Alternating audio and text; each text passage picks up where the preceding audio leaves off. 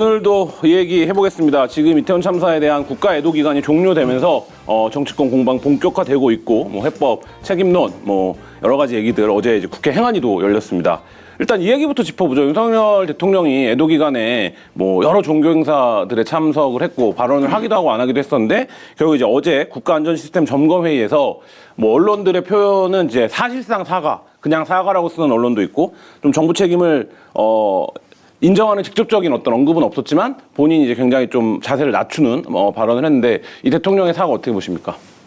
안 하는 것보다는 낫겠죠. 네. 어디 종교 행사를 가든 뭐 정부 회의를 하든 거기서조차도 죄송하다든지 미안하다든지 무슨 뭐 안타깝다든지 이런 얘기를 안 하면 그거 이제 지도자로서의 어떤 자격이 의심이 되는 것이고, 근데 어쨌든 이제 그런 발언을 한 것은 좋은데, 근데 저는 이제 대통령이 그런 마음을 갖고 있다도 중요하지만 국민들을 상대로 해서, 대부분의 어떤 우리 국민들을 상대로 해서 이 참사에 대해서 대통령은 어떤 생각을 가지고 있고 앞으로 어떻게 하겠다는 것에 대한 그러한 의지와 의사를 밝히는 과정은 별도로 있어야 된다고 생각을 합니다. 그러니까 대통령이 미안하고 안타까운 마음을 가지고 있다, 뭐 그건 뭐 좋은 거죠. 그러나 국민들을 상대로 성실하게 설명하고 앞으로의 계획을 밝히는 거 있어야 되잖아요.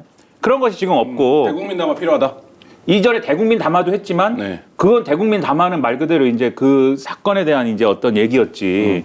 어떤 국민들에게 사과를 한다거나 앞으로 그러면 어떻게 하겠다거나 뭐 이런 얘기는 아니었잖아요. 그게. 그러니까 그런 별도의 이제 대국민 사과나 이런 것이 있어야 된다. 이렇게 그냥 넘어가면 안 된다라는 거죠. 김선희 평론가 어떻게 보십니까? 아니, 전 정부의 사례들을 참고를 안 한 것인지 굉장히 의아한데, 자, 박근혜 정부 때 세월호 참사라든지 이걸 통해서 그때 무슨 단어가 나왔습니까? 유체이탈 화법이다. 대통령이 질타의 대상이지만 인데 질타의 주체가 될 수도 있겠죠, 당연히. 근데 그때는 본인이 질타의 대상이다라는 걸 계속 전제하고 가야 되는 거거든요. 그럼 시작할 때 사과를 하는 게 자연스러운 거죠. 이게 무슨 특별한 전략이 있는 게 아니라. 그 문재인 정부 때 청해부대 집단 감염이 있었을 때 그때도 문 대통령이 사과 안 하고 관계자부터 질책했다가 유체이탈 화법이라고 비판받고 나중에 사과했어요. 그런 것들을 보면 딱 이게 수칙이 나오죠. 시작할 때 사과로 시작한다. 사과 나중에 또 할 수도 있어요. 근데 처음에 시작을 또 사과로 해서 본인이 질타의 대상이라는 걸 명확하게 해야 그다음 관계자들한테 뭘 얘기를 할 때 자격을 만들 수 있다라고 하는 거고, 그 사과의 장소도 회의에서 자기 하급자들 모여 있는 데서 거기서 사과하는 것이 아니라 단독적으로 장을 따로 마련을 해서 사과를 하는 게 맞는 거죠. 집회에 가가지고 간 김에 사과의 의사 밝히고 이러기보다는 그런 것들을 기본적으로 왜 생각을 못 하고 있을까 저는 상당히 의아하고, 사과를 결정적으로 이 시점에서 놓쳤다라고 결정적으로 보여주는 장면이 마켓단의 전 제품 배송비 무료니까요. 회원가입하고 로그인하셔서 혜택을 받으시기 바랍니다. 사과를 결정적으로 이 시점에서 놓쳤다라고 결정적으로 보여주는 장면이 지난주 금요일에 윤석열 대통령이 조계종 법회에 가가지고 사과를 했잖아요. 네. 사과로 해석되는 뭐 그런 걸 했는데 그 몇 시간 전에 한 유가족분이 분향소에서 윤석열 대통령 근조화환을 부셨습니다. 네. 그게 딱 마지노선이었던 거예요, 사실. 그 전에 했었어야 된다는 거죠. 결과적으로 놓고 봐도. 네, 그래서 이렇게 사과라는 행위 자체에 대해서 신경 제대로 못 쓰고 이행하지 못한다면 앞으로의 정부의 뭐 국정 쇄신이나 이런 것들이 가능하겠는가, 이 부분에서 불신을 쌓고 시작을 한 것이죠. 그러니까 그 부분에 대한 거에서 유체이탈이라는 말씀도 하셨는데 대통령이 어쨌든 본인이 가지고 있는 이번 참사에 대한 어떤 애도의 마음, 유감 이런 것들을 얘기했지만, 그러면서 동시에 이제 이 회의에서는 경찰에 대한 질타가 주 내용이었거든요. 근데 이제 그 경찰도 사실 윤석열 정부 체제, 윤석열 대통령의 책임 하에 있는 경찰인데, 마치 이제 경찰이 뭔가를 잘못해서 이 상황이 벌어지고 자기가 그거를 이제 그 질타하는 이런 형태로 이제 회의가 진행이 됐고, 그 뭐 기조가 어떻게 된 건지 모르겠지만 어제 이제 행안위도 국민의힘 의원들 일제히 경찰을 질타하는 모습을 보이고 있는데, 이 부분은 어떻게 보십니까, 김민하 평론가부터? 뭐 경찰이 잘못했으니까 경찰을 질타할 수 있죠. 근데 지금 김수민 평론가님 말씀하신 것처럼 사과라는 두 개의 글자, 죄송이라는 어떤 두 개의 글자, 이게 중요한 게 아니고 그 사과를 하는 맥락과 의미와 그리고 진의, 이런 것들이 중요한 거잖아요. 그러니까 그런 것들을 증명할 필요가 있는데 지난주에도 사실은 얘기했어요. 사과에 대해서는. 처음부터 예를 들면 정부가 정말 신실하게 이 문제에 대해서 책임질 자세로 접근을 하고 그리고 뭐 책임을 회피하는 게 아니고 어떤 책임이든 그게 법적인 것이든 정치적인 것이든 다 감당하겠다는 자세로 나왔으면은 이후에 뭐 경찰을 질타를 하든 회의에서 사과 죄송하다고 하든 그런 것들이 다 우리가 어떤 의심을 가지고 그다음에 신뢰하지 않는 그러한 태도로 볼 필요가 없었을 거예요. 근데 처음부터 책임을 회피하려는 태도였잖아요. 그런 상황에서 사과 얘기도 하고 경찰 질타 얘기도 하는데 어제 그 회의가 비공개 회의였거든요. 모두 발언만 하고 네. 회의는 비공개로 하는 거였어요. 그 비공개 회의에서 대통령이 경찰에 대해서 막 질타를 했다는 얘기예요. 온갖 얘기를 했는데 근데 그거를 굳이 대통령실에 또 이재명 부대변인이라는 사람이 있잖아요. 네. 공교롭게도 네. 동아일보 출신에 네. 물어보지도 않았는데 비공개 회의에서 대통령께서 이런 말씀하셨다 브리핑을 쭉 하잖아요. 그건 뭐죠? 경찰을 이렇게 혼내고 경찰에 대해서 이거 어떻게 이럴 수가 있느냐 막 일종의 선긋기다. 길길이 날뛰고 글쎄 선긋기건 뭐건 간에 우리한테 하고 싶은 얘기가 있는 거죠. 그걸 너무나 보여주고 싶다. 경찰이 이렇게 혼냈다는 걸 너무나 보여주고 싶고 사과나 어떤 이 사과를 했다는 것도 너무나 여러분에게 들려주고 싶고 이게 지난주에 국민의힘 내에서 그런 얘기가 많았다는 거예요. 주말을 넘기면 안 된다. 그게 인사 조치든지 대통령의 사과 표명이든지 뭐든지 간에 주말을 넘기지 않고 그냥 그 상태로 이번 주로 오면 우리도 수습하기 어렵다. 이런 얘기가 있었다는 거 아니에요? 그래서 사실은 주말이 되기 전에 금요일 날 대통령이 그러한 기회를 통해서 사과 얘기를 한 것이고 그리고 지금은 이제 경찰 때리는 국면으로 왔는데 액션을 보면 엄청 크죠. 경찰을 때리는 액션이.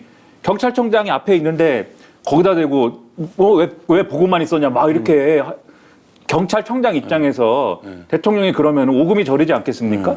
그 액션이 굉장히 큰데 실제로 그러면은 경찰부터 시작해가지고 행안부 장관 그리고 심지어는 대통령실을 정점으로 한 정부의 재난 구축, 재난 대응 체계에 대해서 다 메스를 들이대고 다 그러면 근본부터 뜯어 고치겠다는 거냐? 그렇진 않아 보인다는 거죠. 경찰도 경찰 나름. 오늘 그 경찰 특수본이 경찰청장, 서울청장 뭐 해가지고 압수수색을. 추가로 압수수색 들어갔는데 어제까지만 해도 용산 경찰서장이 다 안고 가는 분위기였어요. 어제까지만 해도 그거 가지고 엄청 얘기했거든요.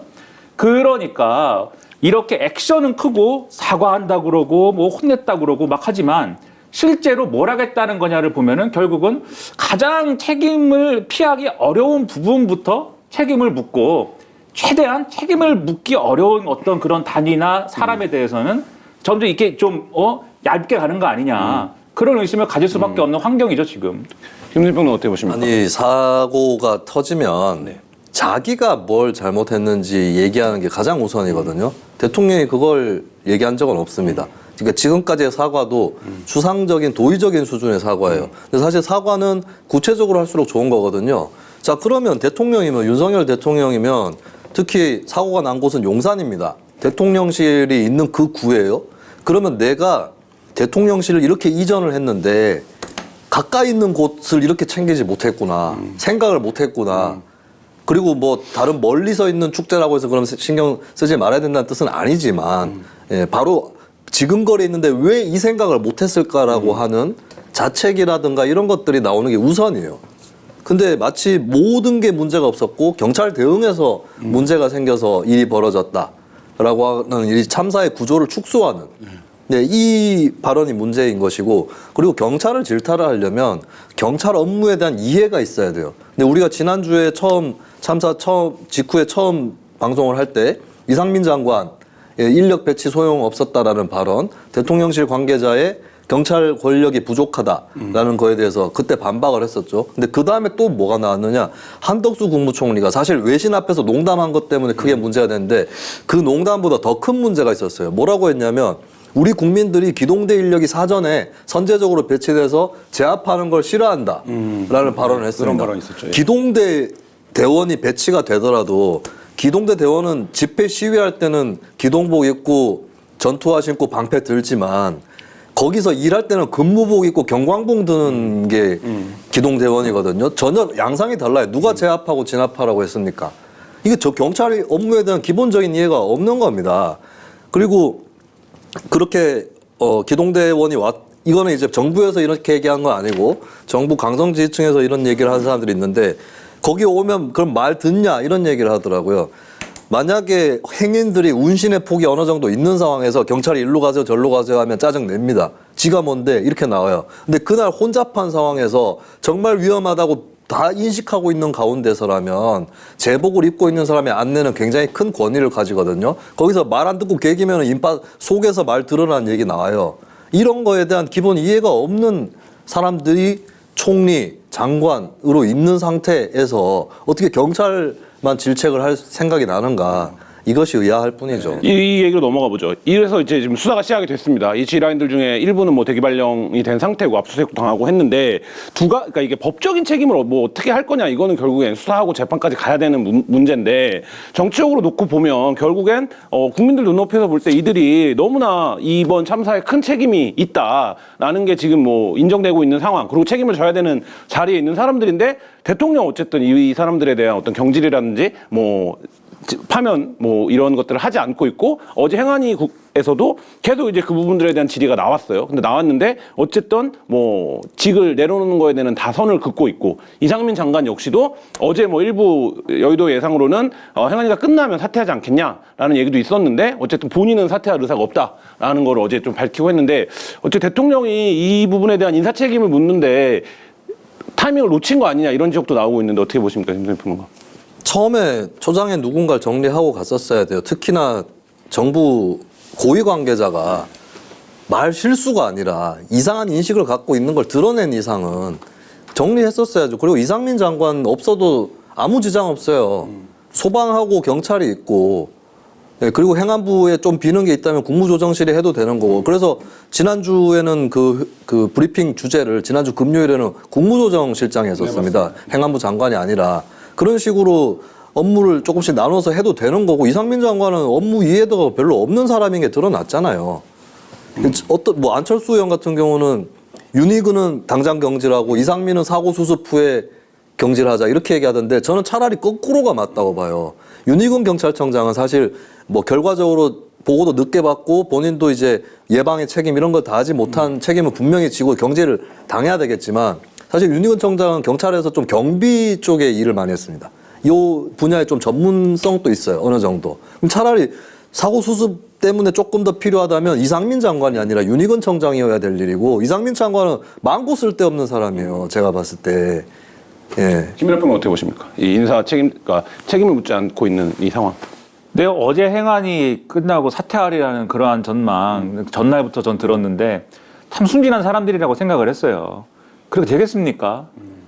대통령이 이상민 장관 얼마나 이뻐합니까? 네, 특수한 관계죠. 네? 그리고 그 왜 특수한 관계요? 충암고 후배라서?